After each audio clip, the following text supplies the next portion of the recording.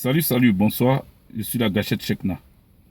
Chers amis, chers panafricains, chers patriotes ivoiriens, chers amis de là où vous vous trouvez, je vous salue.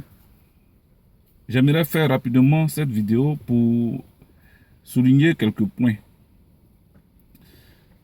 Quelques points qui concernent le climat social au niveau de la Côte d'Ivoire. Vous savez, il y a eu des remue-ménages. Il y a comme un vent de renversement qui est en train de se produire en Côte d'Ivoire.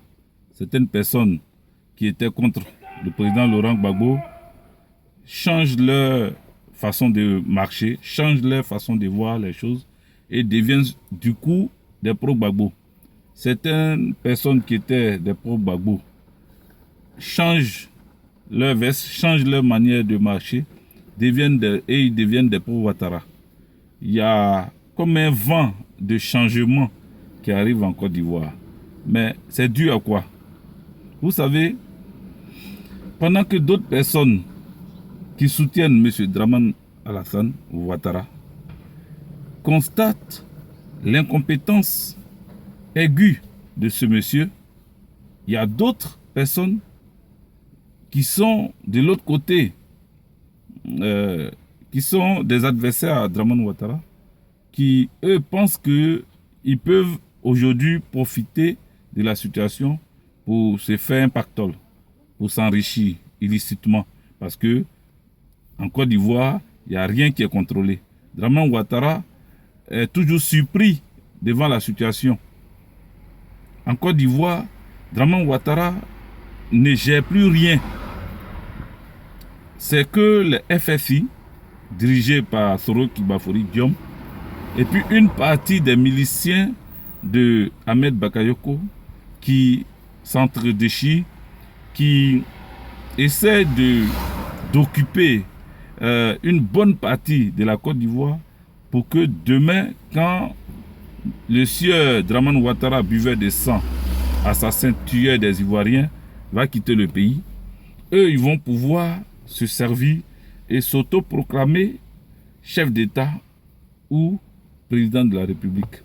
Donc, nous savons déjà qu'il y a un plan dangereux, un plan commun, mais dangereux, qui est en train de se mettre en place pour encore martyriser les Ivoiriens, pour encore assujettir les Ivoiriens, pour humilier encore des Ivoiriens. Et ça, nous disons non. Nous disons non, c'est pour cela que toutes les personnes qui ont été une fois dans l'armée, toutes les personnes qui ont une idée ou qui ont reçu des formations militaires sont appelées à rejoindre un comité de PC crise.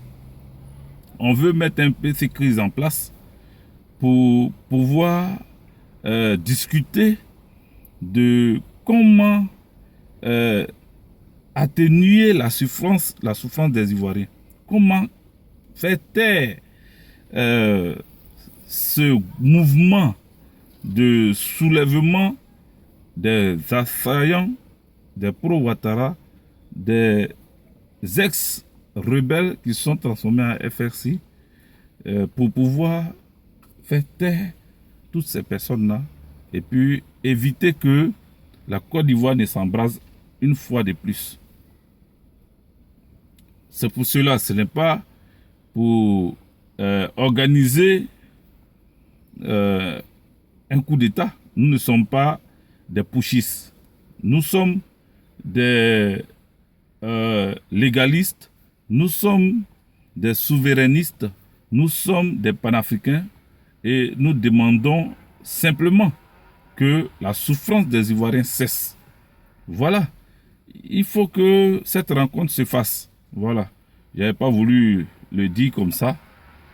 Je sais que d'autres personnes vont trouver que on ne peut pas cacher les choses. Non, on n'a rien à cacher, les amis. On n'a rien à cacher parce que Dramane Ouattara, coûte que coûte, va être dégommé de la Côte d'Ivoire.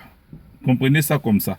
Voilà. Aussi tranquillement que je le dis, comprenez que Dramane Ouattara ne gère plus rien en Côte d'Ivoire. Vous-même, vous voyez les mesures qu'il prend. C'est lui qui prend toujours des mesures. C'est lui qui est toujours surpris de ce qui arrive aux Ivoiriens. Lorsque les étudiants sont bastonnés, lorsque les étudiants sont maltraités, sont matraqués, sont violés, sont tués et même mis en prison, Dramane Ouattara n'est pas au courant. Il ne savait pas. Toujours c'est lui qui ne sait rien.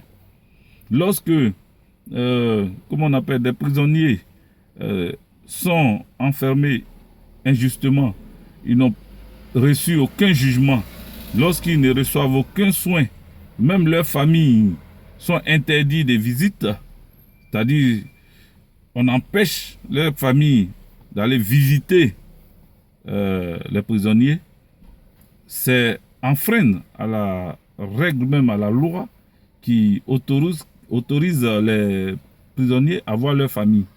Donc, il y a beaucoup d'incohérences en Côte d'Ivoire, il y a beaucoup d'injustice en Côte d'Ivoire. Il ne faut pas regarder ça et puis se taire. Donc, quand nous appelons nos camarades anciens FDS à une réunion, c'est parce que nous voulons échanger, puis essayer de voir dans quelles conditions, en tout cas dans quelles conditions légales, nous allons atténuer la souffrance des Ivoiriens. Donc, sachez-le, je le dis clairement, je le dis encore à visage découvert comme d'habitude, sans crainte puisque j'ai rien à cacher. Et sachez que nous allons mettre cette cellule de PC Crise en place au niveau de Paris ici pour échanger dessus. Pour échanger dessus parce que on ne peut pas être des anciens FDS, se retrouver dans un pays étranger et puis ne pas se rencontrer pour échanger sur la situation qui prévaut dans notre pays. Voilà. Nous allons échanger. Nous allons juste voir dans quel domaine on peut aider nos parents à ne plus souffrir. Voilà. S'il faut cotiser pour les ramener à des sacs de riz ou à manger, on va le faire. Parce que ils n'arrivent même pas à payer leur courant. L'électricité, là, ils n'arrivent pas à payer. Donc, on va se cotiser pour amener ça là-bas. Pour qu'ils puissent payer leurs factures d'électricité. Voilà. Donc, pour ceux qui verront cette vidéo, faites-moi signe, inbox. Et ensemble, on va se rencontrer, on va fixer une date. On va trouver un lieu. Et puis, on va échanger. Voilà ce que je voulais vous dire. Et puis, c'est Cyril Lemoro. Sachez que je suis à votre disposition. C'était la gâchette Chekna. Ciao, ciao. Et bonne soirée à vous. Pour la Côte d'Ivoire, je suis au Séré.